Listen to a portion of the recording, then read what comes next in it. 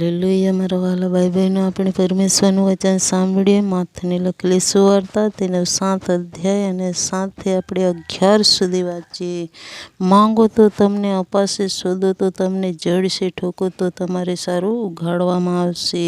કેમ કે જે હરેક માંગે છે તે પામે છે, ને જે શોધે છે તેને જડે છે, ને જે ઠોકે છે તેને સારું ઉઘાડવામાં આવશે. તમારામાં એવું કયું માણસ છે કે જો તેનો દીકરો તેની પાસે રોટલી માંગે તો તેને પથ્થર આપશે, અથવા જો માછલું માંગે તો તે સાપ આપશે? તે માટે જો તમે ભૂંડા છતાં તમારા છોકરાઓને સારાવાના આપી જાણો છો, તો તમારા આકાશમાંના બાપની પાસે જેઓ માંગે છે તેઓને કેટલા વિશેષ કરીને તે સારાવાના આપશે, એવું પરમેશ્વરનું વચન કહે છે.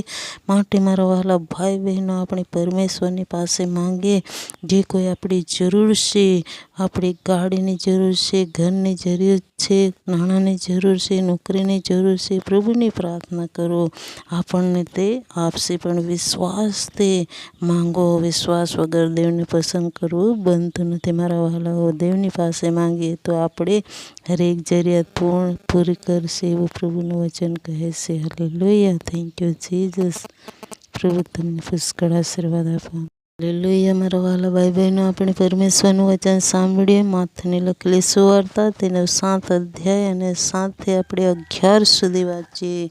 માંગો તો તમને અપાશે, શોધો તો તમને જડશે, ઠોકો તો તમારે સારું ઉઘાડવામાં આવશે.